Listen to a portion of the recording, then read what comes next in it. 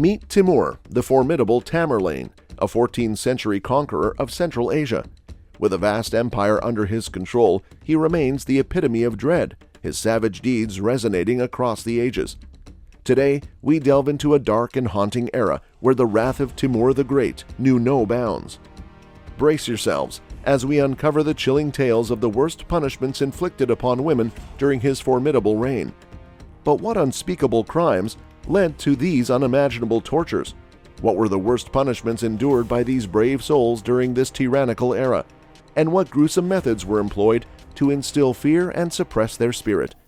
Join us as we unearth the forgotten stories, shedding light on this often overlooked chapter of history.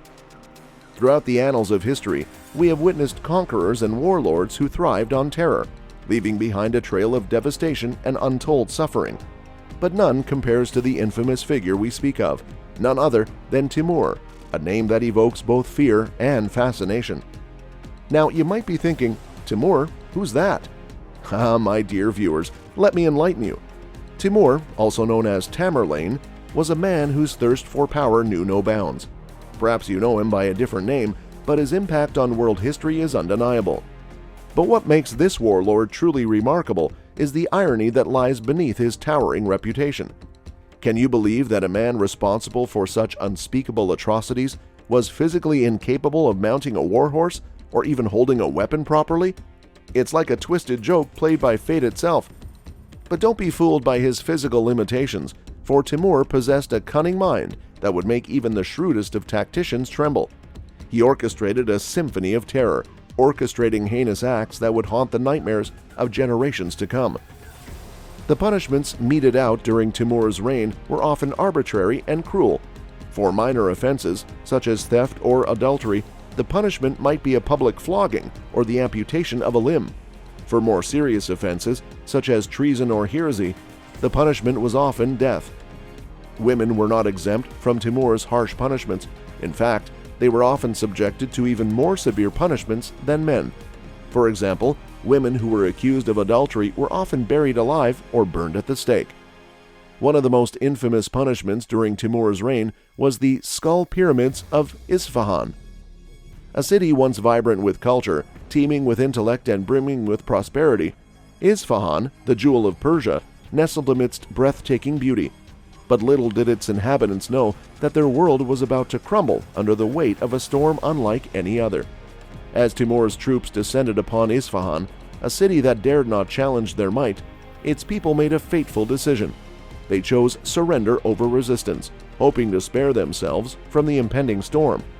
Yet little did they know that surrendering meant embracing a nightmare beyond imagination.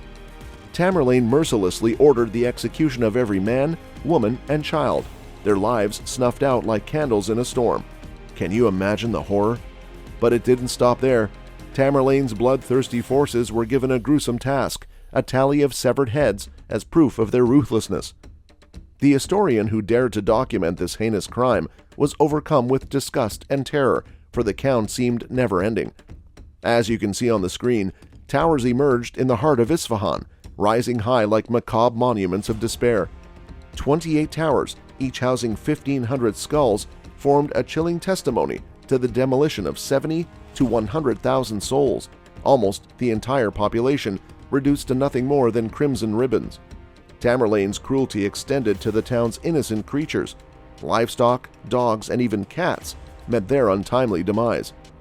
Skull towers, though horrific, were not new to history, and they became Tamerlane's preferred method of conquest. But it does not end there. Timur was considered to be history's only real boogeyman. Why? Because he plunged the world into a nightmare from which there seemed to be no awakening. To truly understand the horrors he unleashed, let us focus on a specific event, a grotesque display of his rage during his vengeful campaign against Isfahan. First, Timur commanded the women and children to be taken away, far from the city's confines. But what unfolded next defies comprehension. He singled out the children under the tender age of 7, ordering them to be separated. And then came the unthinkable directive. He commanded his people to ride over these innocent children. Can you imagine the terror that gripped the hearts of the counselors and mothers who witnessed this macabre command? Falling to their knees, they pleaded and begged for mercy, desperately hoping to protect their precious ones. But Timur turned a deaf ear to their pleas, unyieldingly dismissing their cries for compassion. Yet none of his followers dared to be the first to carry out this monstrous act. Timur, consumed by anger, took matters into his own hands. Mounted on his horse, he jeered at those around him, challenging them to join him in this heinous act. "Now I should like to see who will not ride after me," he taunted. And so they were forced to comply, their horses trampling over the innocent children, crushing their fragile bodies beneath merciless hooves. It is said that a staggering 7,000 lives were lost on that gruesome day. The beheading of Baghdad is another tale that pierces the heart and reveals the darkest depths of Tamerlane's ruthlessness. Baghdad, a shining jewel among the enlightened cities of Asia, stood as the epitome of multiculturalism and historical richness. But fate had a cruel twist in store as Tamerlane's army descended upon it, ready to ravage its very core. The people of Baghdad realized their home of peace had been transformed into a chaotic palace of despair as they gazed at the massive army outside their gates. Tamerlane's order echoed through the air, demanding a ghastly tribute: the heads of the fallen. Each soldier was tasked with collecting 2 heads, a gruesome measure of their conquest. In a devastating display of ruthless power, not a single home was to be spared, as Timur commanded the demolition of every private dwelling. Neither ladies, elderly men, nor innocent children found respite from this merciless onslaught. On that fateful day, 90,000 souls, predominantly Muslims, fell victim to the blade of Tamerlane's army. In the aftermath of this carnage, an eerie transformation took shape across the scarred landscape. Towering monuments of horror emerged, as 120 gruesome towers, constructed from the skulls of the fallen, pierced the skies over Baghdad, casting a somber shadow over the once proud city. And no, it does not end there. Timur set his sights on Delhi, accusing the sultans of showing excessive religious tolerance towards the Hindus, a twisted justification for his invasion on the surface.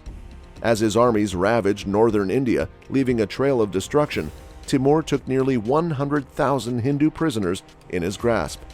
But the true horrors were yet to come.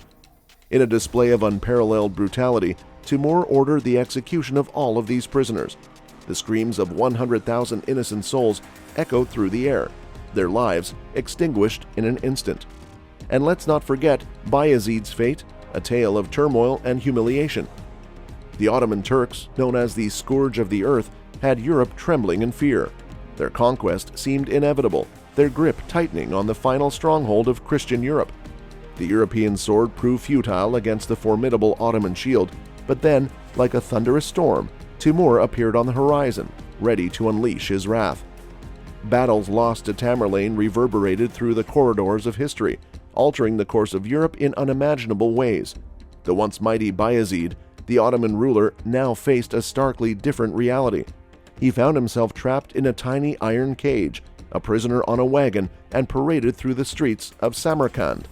His wife, stripped of dignity, was forced to serve Timur's guests naked, a twisted display of power.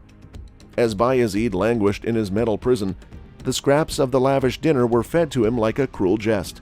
The weight of humiliation and despair bore down upon him, pushing him to the edge. In an act of utter desperation, he unleashed a frenzy of self-destruction. He repeatedly slammed his head against the unyielding bars with relentless force, seeking an escape from his torment. As we reach the end of our captivating journey, we confront the chilling truth that Tamerlane, the enemy of the civilized world, stands as the second worst mass killer in history, only surpassed by Genghis Khan himself.